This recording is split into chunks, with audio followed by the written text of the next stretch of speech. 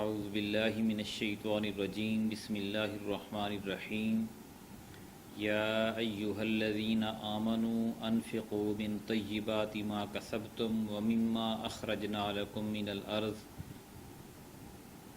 ولا تیمموا الخبیث منہ تنفقون ولستم بآخذیہ الا ان تغمضوا فیہ واعلموا ان اللہ غنی حمید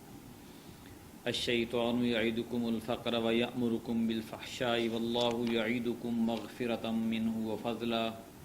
واللہ واسع علیم یؤتی الحکمۃ من یشاء ومن یؤت الحکمۃ فقد اوتی خیرا کثیرا وما یذکر الا اولو الالباب صدق اللہ العظیم۔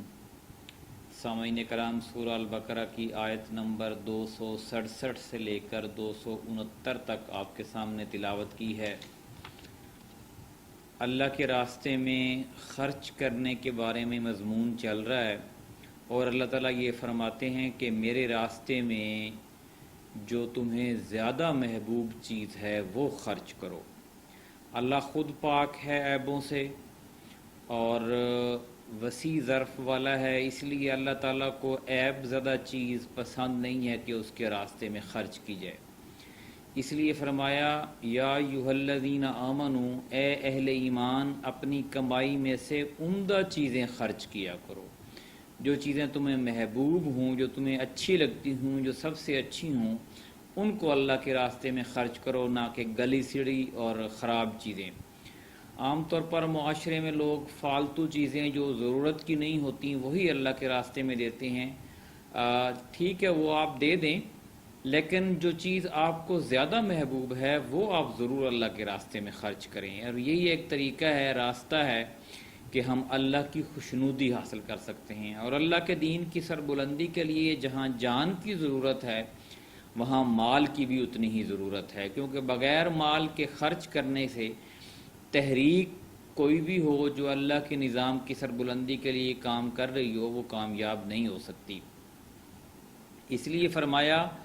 اے اہل ایمان، اپنی کمائی میں سے عمدہ چیزیں خرچ کیا کرو، اور اس میں سے بھی جو ہم نے تمہارے لیے زمین سے نکالا، اور گھٹیا چیز خرچ کرنے کا ارادہ نہ کیا کرو جسے تم خود لینے والے نہیں ہو، سوائے اس کے کہ چشم پوشی کر جاؤ، اور جان رکھو کہ بے شک اللہ بے نیاز اور قابل تعریف ہے۔ ویسے اللہ تعالیٰ کو مال کی ضرورت نہیں ہے، وہ تو آزمائش کے لیے ایک حکم اس نے جاری کیا، کسی کو دولت زیادہ دے دی، اس کو حکم لگا دیا کہ وہ خرچ کرے، اور کسی کو دولت تنگ دے دی، اس کا ہاتھ تنگ کر دیا۔ تو اللہ تعالیٰ نے دونوں کی آزمائش کی ہے۔ تو اللہ تعالیٰ چونکہ خود فیاض ہے، سخی ہے، اس لیے وہ اپنے بندوں میں سخاوت کو پسند کرتا ہے۔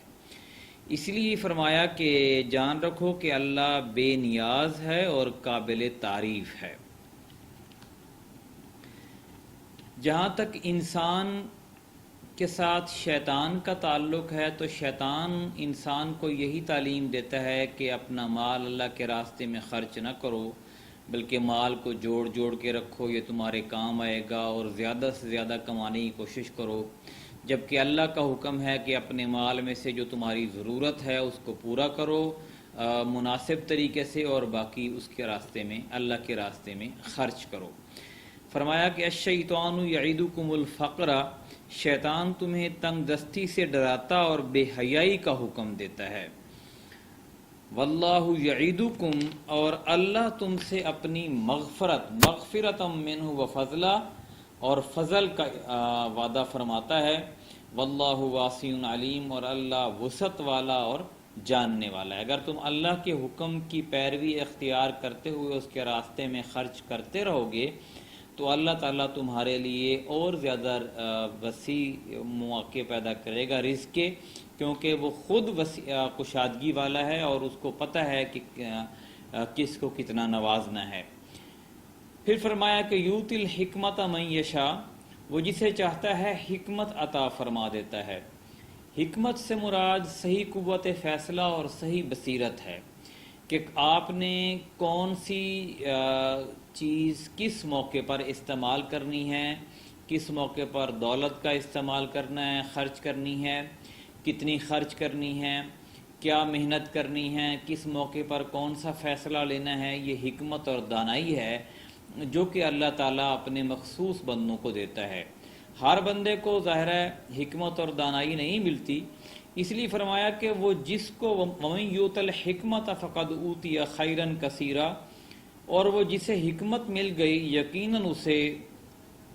بہت زیادہ بھلائی مل گئی، کہ ظاہر ہے انسان کو زندگی گزارنے کا مقصد مل گیا، اس کو یہ اس کے سامنے یہ چیز آ گئی کہ کون سا فیصلہ کس وقت لینا ہے،